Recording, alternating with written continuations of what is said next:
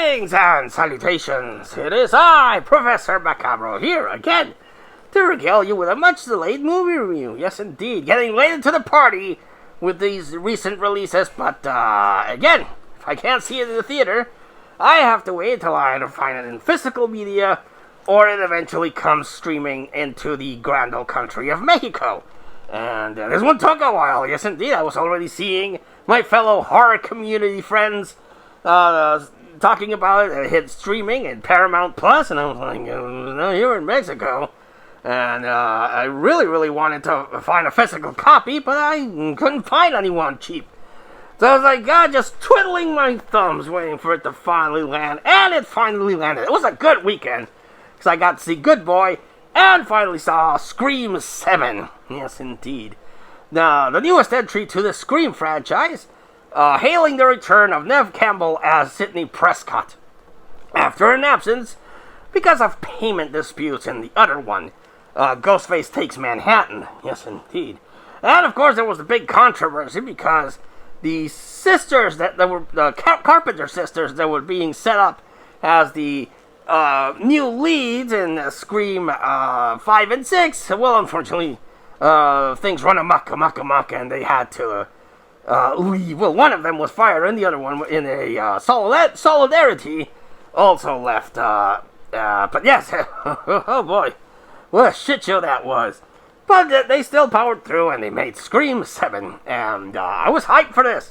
Yes, indeed, I made a, because the trailer showcases Matthew Lillard be back, and I made a theory video, how the hell would Matthew Lillard be back in Scream 7, and of those theories, one was actually correct, so I was quite pleased with myself, seeing that, yes indeed, Matthew Lillard came back in one of the ways that I had theorized, so yay for me, pat on the back, yes indeed, and I was really hyped again because of that. Made a video, the Ice Nine Kills, Twisting the Knife music video also got me hyped. I was like, yay, that was pretty good. I liked it. McKenna Grace was in it, and she's also in Scream 7, but unfortunately, well, she got taken out pretty early, so I was like, aw, man, you got rid of McKenna Grace. Oh, dang it. But it was a really cool kill. I'll give it that. But did I like it? Well, this thing has issues that I will touch upon now. Now, again, after Ghostface Takes Manhattan, which was Scream 6, which I actually liked. I really liked that one. It was a lot bigger. It was a different pace, different location. The subway scenes, other things. Like, I liked Scream 7. I also liked Scream 5. Yes, indeed. The only black sheep, and even that has elements I like, with Lance Henriksen in Scream 3. Not a big fan. I don't hate it, but not a big fan of Scream 3.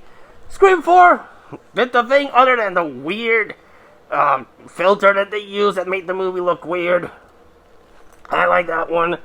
Scream 5, I thought was really good. It kind of borrowed a lot from the themes of Scream 4, with the whole reboot sequel thing. But, or the Legacy sequel, but I liked that one pretty good. And, again, Scream 6, Ghostface Takes Manhattan, I also enjoyed. I liked the change of pace, and, the reveal of Ghostface was like, well, okay, kind of ties up to the other one. I'll let it pass, and it did leave a little interesting cliffhanger whether or not the oldest of the Carpenter sisters was gonna go Fruit Loops. But, of course, that storyline got taken out for Scream 7, because again, we focus again on the main character that honestly, you wouldn't want to focus on, Neve Campbell as Sidney Prescott. She changed her name, she's living in a nice little town, and the movie starts off with these two people going to an R&B, that's Stu Macher's house, and it's all decorated from Stab and the actual killings that Billy Loomis and Stu Macher did. And they got taken out by a ghost face, and the whole thing burns down. Really cool intro. I liked it.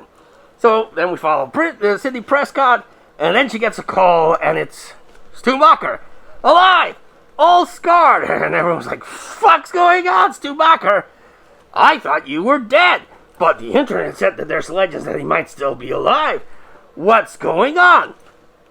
So Grace Weather comes back along with the Randy Meeks' two nephews that somehow survived multiple stabbings in Scream 5 and 6, and they're working with her. And Nev Campbell has her daughter that is called Tatum after her friend that died. And they have this really cool scene explaining why she's called Tatum, because she's the last friend she could actually trust after all the shit from Ghostface started happening. I like that relationship. Sidney Prescott doesn't want to go into her past because she wants to avoid the trauma and the PTSD that she's going through to her daughter. But the daughter, understandably, is like, fucking talk to me. I want to know. I want to connect with my mommy. So there's this real cool valence that does play out in the movie. And the theory that I had postulated actually came through is that I mentioned in my theory video that Stu Macher might come back through AI. It's a deep fake thing where someone is just using the visage of Stu Macher to unleash all the muck. And I got it. It actually is revealed that Stu Macher is just this deep fake thing that someone is doing to egg on Sidney Prescott into, getting involved in the murders. And felt quite pleased with myself. But whereas the other Scream movies have a little bit more of a meta feel and they follow the rules of horror, this one doesn't. Actually, the Randy Meeks nephew, female nephew, I can't remember her name, she's like trying to get into the tropes of horror, and that easily gets discarded. Because in this one, it actually turns out that they don't give a shit about the stab movies, they don't give a shit about the actual killings. The only thing they care about is Sidney Prescott. So a lot of the meta things get taken out to the wayside because it's just a revenge story against Sidney Prescott. And I was like, I like the change of idea. It's original. You're taking away from what Scream is known to give us something original. But at the same time, the whole gimmick of Scream is being a little bit meta. So I was like, I don't know how to feel about that. But it has good kills. It has good tense moments. And again, I did like the Matthew Lillard, Stu Macher AI thing. Also, starred the guy whose name I never can remember, but he was part of a really cool show called Freaky Links on Fox that would have one of the best pilot episodes I've ever seen. The series, unfortunately, later kind of parodied, and that's why it got canceled. But Freaky Links was fucking awesome, except at the end there. But I like Freaky Links, and the guy that starred in Freaky Links also starred in this, and I was like, holy shit, it's the Freaky Links guy. I love seeing him pop up in anything.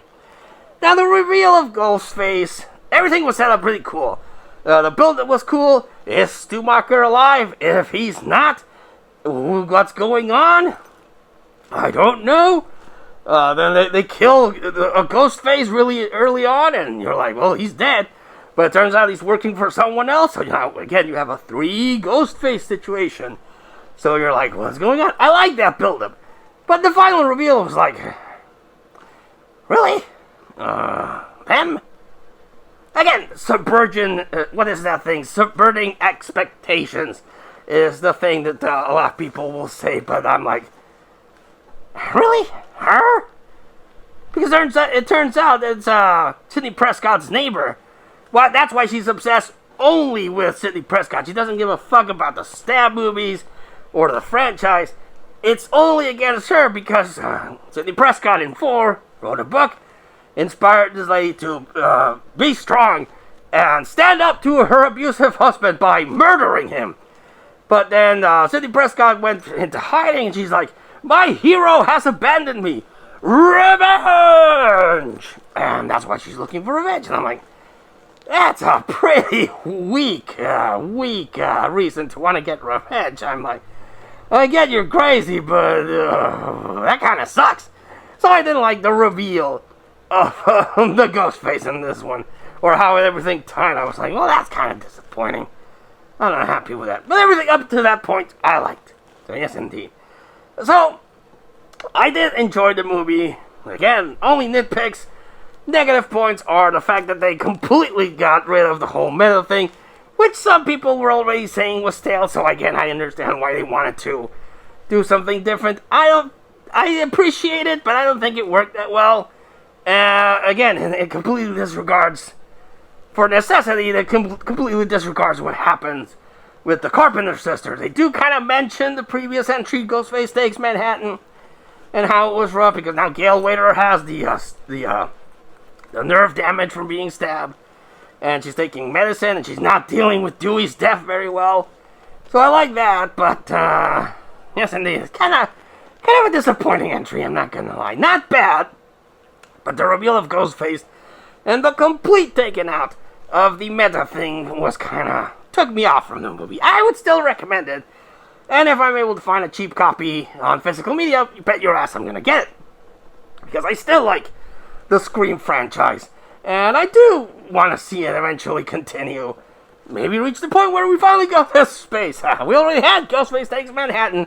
Why not Ghostface in space? I don't know, go crazy with it. But did you like Scream 7? Did you like it? Did you hate it? Did you like the departure from the meta humor and the reveal of this pair of Ghostface? Let us know in the comments down below. But until I see you all again next time, this has been Professor Macabro thanking you and wishing you all, like always, a good evening.